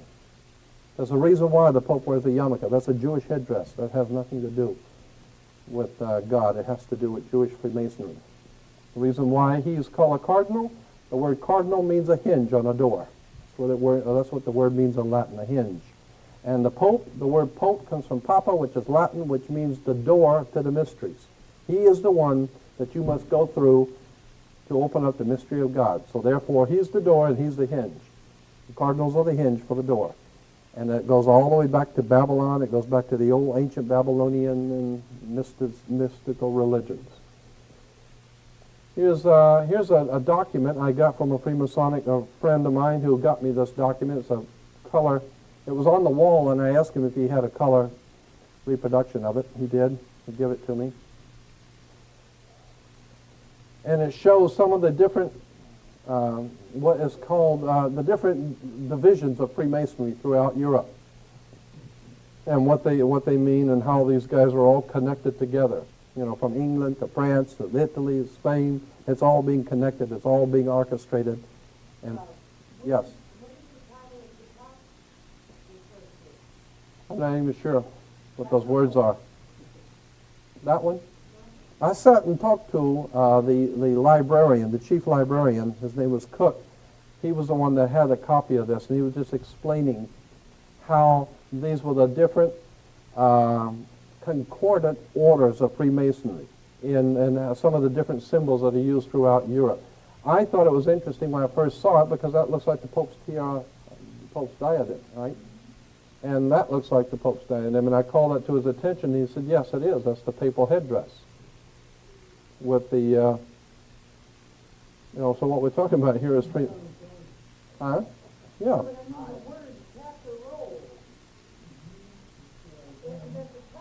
Yeah, I understand. I'm saying I don't read the language. That's what I'm saying. Do you read it? No, I don't either. I forgot what the guy was saying. He was, he was an old man. He was telling me all this stuff, and he was writing it all down for me. And I J-E-U, D-La. Probably. That probably has something to do with it. Yeah. Well, whatever. Yeah, whatever. And he's part of the group and part of the plan. Of course. Because it's a state of the new York Empire. Right, the Empire Strikes Back. George Lucas. Oh yeah, the more we change, the more we stay the same. Nothing new. Here it is again, the Vatican with the Masonic symbols. I'll run through this pretty quick. I don't want you to get too bored. But anyway, here's the papal headdress, but these are all accoutrements for Judaism, right? The Ark of the Covenant and the mercy seat, and here's the Jewish high priest, and he's wearing the same one you just saw, which was worn by the Pope. The Pope's headdress. But we're talking Jewish here. We're not talking Roman Catholic. Unless, of course, you understand Roman Catholic is Jewish. Here is Freemasonry, and off of a page it's called Chapter Jewels of Freemasonry. Symbols of the different departments of Freemasonry. And up here you'll see the king, the scribe, and the high priest. And for the high priest, what do you have is the Pope's headdress. The Pope is the high priest of Freemasonry. And the King of England, he's in there too. But that's why there was a war between the King of England, King Henry VIII, had a falling out with the Pope. And the King Henry said to the Pope, I don't like the way you're doing things here because you're hanging out too much with the wrong kind of people, and so our Knights of the Order of York are not happy with you, and so we're going to break it off. We don't want you ruling England anymore. So from here on out, we're going to be king of the kingdom.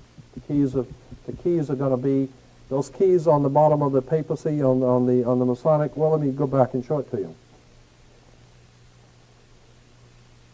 Come on, one more time. Where are the keys? I thought the keys were okay. Anyway, on the papacy, you might see it here yet. There's always those two large keys under the Pope's symbol. I think that's where we get the Florida keys from, because if you understand what the word keys and what it means, Florida keys, I think, is connected to it. Because those people down there in the Florida Keys, better know who those people are. The Florida Keys are a home for some of the most powerful mobsters the world has ever known. They got a whole thing down there, and if you understood how many millions and millions of dollars, I mean countless millions of dollars, went into just building that highway from the coast of Florida all the way out to the Keys. That is an astronomical feat for the military, and the military was in charge of doing that. The Seabees laid it all out, and the military laid out that, and if you've ever gone down there, that highway is a beautiful highway going way out, as far out as the eye can see. Right. Now, how much did that cost? And how come you put it out there? For who? So, yeah. They didn't put it out there for me. I don't live there. 175-mile bridge out in the middle of nowhere. And I don't mean no little platoon thing. I mean a beautiful bridge going all the way out to those islands, and there are hundreds of islands out there. Why? Because those families that live out there or friends like B.B. Rebozo, the friends of Nixon, always see the presidents going down to the Florida Keys. That's because these guys who are the powers behind this live out there in the Keys on those islands by themselves, like in the Sean Connery, James Bond movies. These guys are absolutely horrendous. They got a thing going that will not stop, and we have no idea in the world what's going on. That's why they call it the Florida Keys. Again, I say within the triangle of Freemasonry, you have the Pope's hat. Here is the breastplate of righteousness for the Jewish high priest, the high priest of Judaism, with the Masonic apron, the fleur-de-lis, which is a symbol of France, which is a symbol of sex, joining the male and female, and he's wearing the Pope's headdress, okay? Here's another Masonic apron, and on the apron you will see King of England, the Pope. Incidentally, that's why when you go to college, you get out of high school, you wear, when you graduate from high school and college, you wear a black robe, same black robe that a priest wears. It's the same black robe that a judge wears. And the square you wear on your head when graduating is called a martyr board. It's a square of Freemasonry. So if you go to church and you do things right and you stay in line, you're a square. Yeah.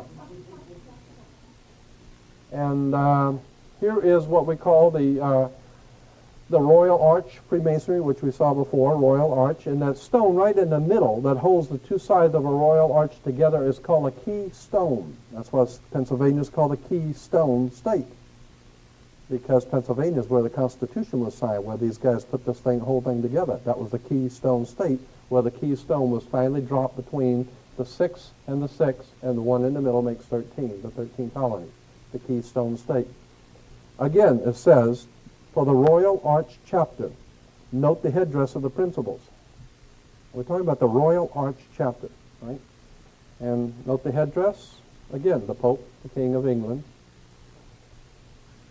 Now, we have something here, these symbols up here, this is what is called, and I can't remember if it's a 60 or the 90, but I'll do it again. This is I think the 60-degree square of Freemasonry with the G for geometry in the middle. The 60, and incidentally, the reason why it's like this is because of the triangle pointing down and the triangle pointing up. You know, if you cross them, then it becomes the Star of David. That's why it's there that way. Yeah, that's it. And that's according to the Masonic books. They say it's actually a takeoff on the Masonic Star of David. Triangle up and triangle down, but this is the 60-degree square. All right. On them, anytime you see like the Olympic stars or any of these other, they always have the ribbon, right? Anytime you get an award from the government, it's on a ribbon. That's called a 90-degree square. That's a square, but it's at the 90th degree, a 90-degree square, okay? You have to keep that in mind because that's a Masonic square, okay? Here it is, the 60-degree and the 90-degree. Okay, I'll back it up. I was wrong. That's the 90-degree, and this is the 60-degree. 90-degree square, 60-degree square. Well, it has to do with, figures the square of the 90-degree, and here's the square progress of the 60-degree, okay? The 60 and the 90 degrees. And what are we talking about here? We're talking about Freemasonry, okay? Here it is again. The same square of Freemasonry. Here you see it, the 90-degree and the 60-degree in churches. Yeah. So when you see these choirs, singers in churches, they're wearing the square of Freemasonry on them. And it's only appropriate because they're worshiping the Masonic God. Here is St. Louis at Jerusalem. According to, I don't know if this you can't see this too well, but it says St. Louis at Jerusalem. According to Masonic history, the man who first captured Jerusalem for the Knights Templars was St. Louis. So they honor St. Louis with the Royal Arch in St. Louis, the Royal Arch. Yeah, in St. Louis, the Royal Arch degree of Freemasonry. I mean, these guys are good. They do all this stuff and crap in front of you, and you have no idea what. Yeah. We look at all these things and have absolutely No idea in the world. It's all connected. There's nothing happening by chance. And there's no problem with economics in this country. There's no problem with lawlessness in this country. There's no problem with anything. This is the strongest, most powerful nation on the face of the earth. So if there's any problems, it's because they are causing the problem, to keep you agitated and frightened and scared and in control. Ordo ab teo. Here's something called the Summit of the Arch. This is from a State Department bulletin. And here it's, I don't know if you can see that, the reading. It's the meeting of all of the top criminal families in the world. The Germans, the American, Margaret Thatcher. These are all the heads of state in the Western world. And it's the giant glass pyramid. Of course, they would have the picture taken in front of the pyramid in France, and that's why always in any great wars and all the time of world trouble, you always have to have a Paris Peace Conference. In Vietnam and Korea, you always go to Paris because Paris is the home of the French Grand Orient Temple Masons, right? And so here you got the Summit of the Arch. Why would they call this the Summit of the Arch? For the Western world's financial and the leaders of the Western world. Here's a little Masonic library to show you how it's connected with religion. We got Masonry, Mormonism, and Freemasonry from the Masonic Lodge Publishing. So Mormons are founded by, organized by, directed by, and financed by the Freemasons. Joseph Smith and Brigham Young, the two leaders of the Mormon Church, were both 32nd degree Freemasons in the Scottish Rite. There's another book, The Relationship of Mormonism and Freemasonry. Here's Mormonism and Masonry. Freemasonry in the Book of Mormon. That's why in Utah we have Zion National Park. Zion National Park with the great white throne. Incidentally, it's not black throne, it's a white throne. And that's why America is ruled from the White House, not a brown house, a yellow house, it's the White House. Okay, and that's because England is ruled from what is called Whitehall. Whitehall is the central power of England, Whitehall.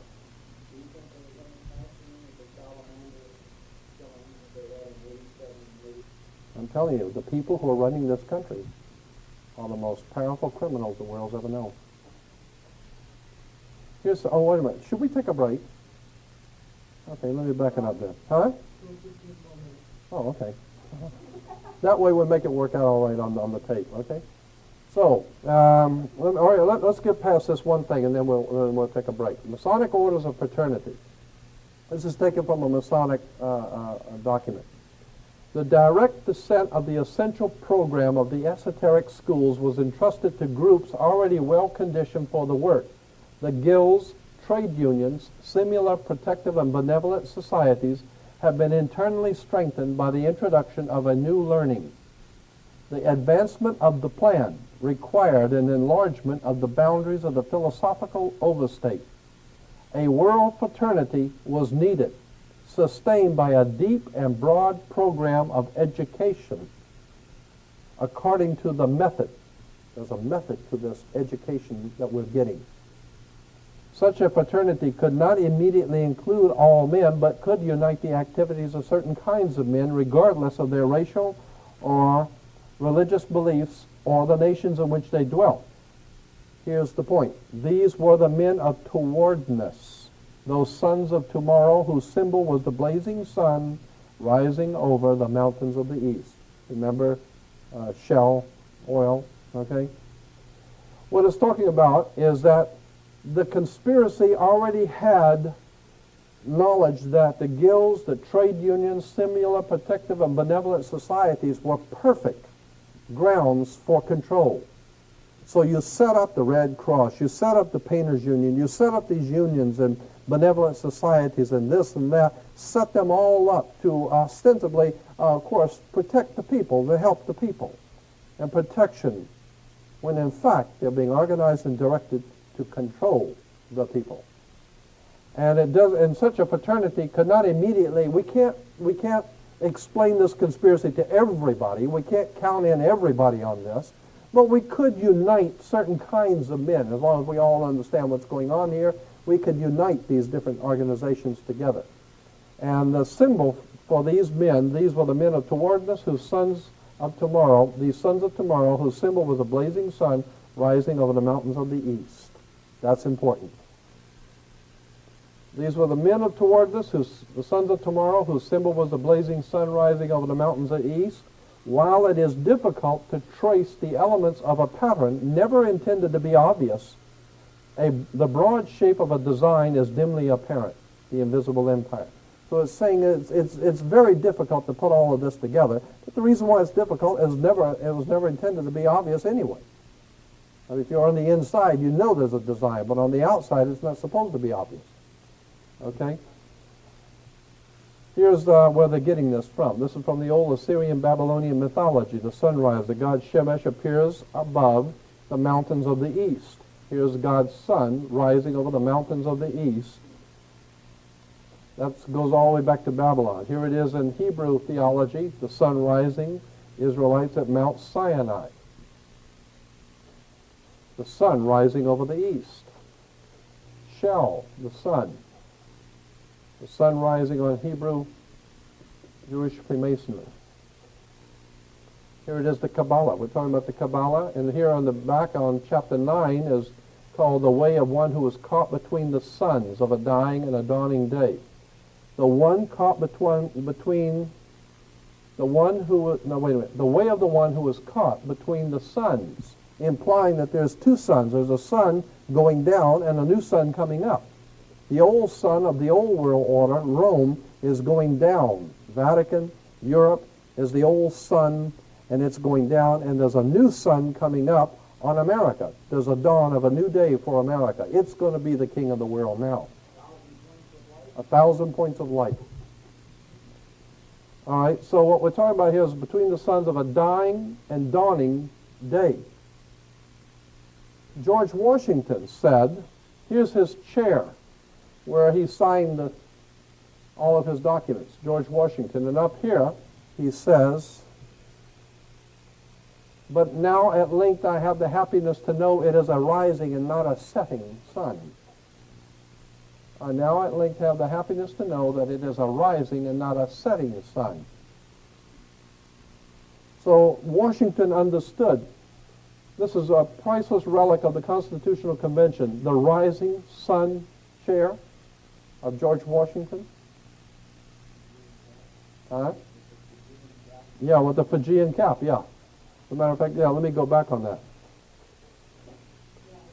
The Fijian cap, that's the old cap of the Fijians. And the reason why, I mean, I could get into this too. I'm not going to right now, but there's a reason why. We'll get into that another time. That's very interesting too, the Phrygian cap.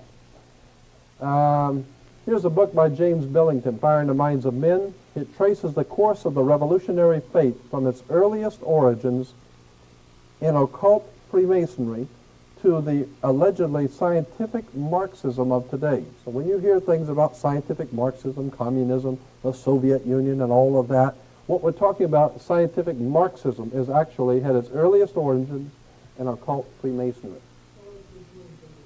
And James Billington has written some brilliant books. He is a Rhodes Scholar, like the new president. He's a Rhodes Scholar also. He teaches at Oxford. He's probably taught our new president. He is a really establishment boy. This guy is well thought of by all the gangsters and top of the governments of the world. He's their boy. And he is a very, very brilliant man. He's put out some very thick books on the Illuminati and Masonic. This whole book is dealing with the Masonic symbols and emblems that are used throughout the world and what they mean, and well, a tremendous book. But I was showing you this only because in relation to Marxism, connecting it with the origins in Freemasonry, okay? Again, here is a page from an encyclopedia on Russia, and over here you have the flag and this national coat of arms. The national coat of arms talks about the rising sun is a symbol of the dawning of the new day of communism. New day is in quotes, okay? The rising sun is a symbol of the dawning of the new day of communism, all right? This symbol came out for the Soviet Union 1930s, late 30s, mid to late 30s. It originally came out at that time. In New York, we had the dawn of a new day, dawning of a new day of communism, and in New York we have for the World's Fair in 1939 the dawn of a new day. There's connections between the New York World's Fair and the coming of the Soviet Union. Somebody's trying to tell us something in New York. Sun rising in Russia, Soviet Union, sunrise. Here's the, what is it, half a dollar? Yeah, 50 cents. And here it says, she is moving toward the dawn of a new day, the sun rising for us. They put communism over there, it's rising for us now. Now we're coming into a communist system. We call it democratic, like the People's Democratic Republic of China, the People's Democratic Republic of Cuba, the People's Democratic Republic of Romania, and now we got the People's Democratic Republic of America. And nothing in all Marxist communism is the same as the old Roman fascism. It's all totalitarian dictatorships, period. Here's Charles Tess Russell, founder of Jehovah's Witnesses. He's telling everybody the new day is dawning, you know, preparing all the poor Jehovah's Witnesses for the dawn of a new day. Here is the Watchtower Bible Tract Society of Pennsylvania, Jehovah's Witnesses with the sun rising over the mountains of the east.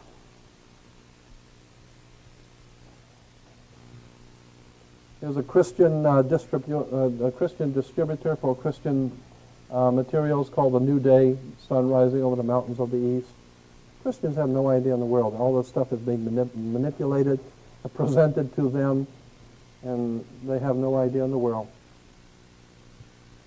And they're out there preparing the world to accept God's kingdom, Channel 40, and never realize the symbols of Channel 40 are Masonic, and all of their leaders are all Freemasons. It's too bad, but it goes back to, you know, pride precedes the fall. When it is you think you have the whole truth and you're in tight with the Lord, that's when you've been had. Richard Nixon struck a coin for himself and called it the new day for America, the new dawn for peace. That's what he did. Here's Liberia, the flag with the symbol for the rising sun on the flag, just to show you how it's used throughout the world. The sun which heralds a new day. Romania, their symbol is the sun, like the shell, the sun rising over the mountains of the east. The rising sun expresses the promise of a new day. Here's Mongolia.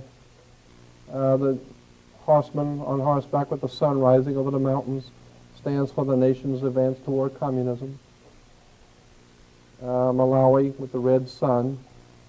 Malawi added the sun to symbolize the dawning of a new day for Africa, and it was. They killed a lot of people over there. And Afghanistan, there was a new dawn for Afghanistan. They broke that up and killed a lot of people. And here's on rings, high school rings, college rings, a new dawning, sun coming up. Here's the sun coming up on college rings and high school rings. There it is. Behold a new dawn, the sun coming up on the mountains of the east. I mean, hey, they control education, religion, politics, the police department, fire department, and Sears. I mean, let's face it, they own and control the world you live in. It's the only game in town. You know, behold a new dawn. Kids wear these rings and have no idea in the world what that means. How much more time do we have on the film? Good. A recurrent mythic model for revolutionaries, early romantics, and young Karl Marx and the Russians of Lenin's time was Prometheus, who stole fire from the gods for the use of mankind. I'll read it again. A recurrent mythic model for revolutionaries, a model for revolutionaries. And early romantics, young Karl Marx, and the Russians of Lenin's time was Prometheus, who stole fire from the gods for the use of mankind. Prometheus. Here in New York, at Rockefeller Center, we have the Prometheus Fountain, the Masonic Square, Freemasonry, and in front of Rockefeller Center is Prometheus on the Promethean Fountain, who stole fire from God. And that's why during the Olympics you have they're running around with the torch. It's the torch of Prometheus, like the Statue of Liberty holds the torch of Prometheus. It's a symbol for the Age of Enlightenment, or the Illuminati, the illuminated ones, holders of the light. Well, wait a minute.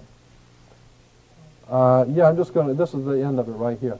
The United Nations, I was saying today to one of you today that the post office, our postal service used to have on our post boxes on the street were red, white, and blue. Today they're just simply blue. They're just simply blue.